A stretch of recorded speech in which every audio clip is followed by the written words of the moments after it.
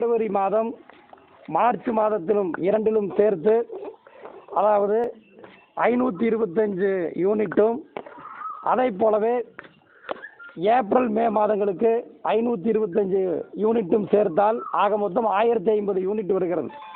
இந்த 1050 யூனிட்டு 1000 யூனிட்டுக்கு மேலே போகிறனால 500 யூனிட்டுக்கு மேலே போகிறனால மிகப்பெரிய அளவில் கட்டணத்தை இந்த அரசு கூட்டி இருக்கிறது. அதாவது நூதன வழியில் இந்த அரசாங்கம் மக்களிடத்தில் மின்சார கட்டணம் என்ற பெயரிலே நூதன வழியிலே ஒரு கொள்ளையடித்திருக்கிறது என்று தான் இந்த நேரத்திலே நாம் குறிப்பிட வேண்டும்.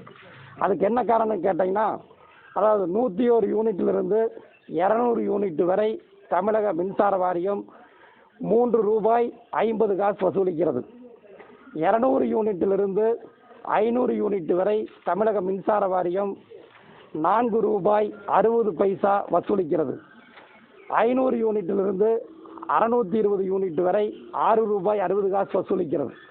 பார்த்தீங்கன்னா இந்த ஸ்லாப் முறை இந்த 4 மாதத்தில் மக்கள் பயன்படுத்திய அந்த மின் யூனிட்டுகளை எல்லாம் ஒன்றாக கூட்டி யூனிட்டுகளை அதிகப்படுத்தி காண்பித்து நூதனமான முறையில் இந்த அரசு மக்களுடைய பணத்தை கொள்ளையடித்திருக்கிறது. அதாவது வெளியில் போனால் வேலையும் இல்லை, அதே மாதிரி வீட்டுக்குள்ள மக்கள் வேலை இழந்து சும்மா அவர்கள் வாழ்க்கையே எதிர்காலமே கேள்விக்குறியாக இருக்கக்கூடிய இந்த சூழ்நிலையில் மக்களிடத்தில் நூதனமான முறையிலே தமிழக மின்சார வாரியம் கருத்து இல்லாமல் கொள்ளையை இந்த தமிழகத்தினுடைய முதலமைச்சராக இருக்கக்கூடிய எடப்பாடி பழனிசாமி அவருடைய ஆலோசனையில் இப்படிப்பட்ட ஒரு கொள்ளை நடந்திருக்கிறது. இதன் மூலமாக பார்த்தீங்கன்னா 500 ரூபா இப்போ 2000 ரூபா மின் கட்டணம் கட்டுறாங்க, 4000 ரூபா கட்டுறாங்க, 2000 ரூபா கட்டிட்டு இருந்தவங்க 10,000 ரூபா கட்டுறாங்க. இந்த மாதிரி மிகப்பெரிய அளவில் பன்மடங்கு மின் கட்டணம் உயர்ந்திருக்கிறது. இதை கண்டித்து எங்களது கழகத் தலைவர் அன்பு தலைவர் தளபதி அவர்கள் கடந்த 16ஆம் தேதி என்று மாவட்ட செயலாளர்கள் கூட்டத்தில் எடுக்கப்பட்ட முடிவிற்கிணங்க மாபெரும் கண்டன ஆர்ப்பாட்டத்தை கரங்களிலே கருப்பு கொடி ஏந்தி வீடுகளிலே கருப்பு கொடி கட்டி இந்த போராட்டத்தை நடத்த வேண்டும் என்று சொன்னார்கள்.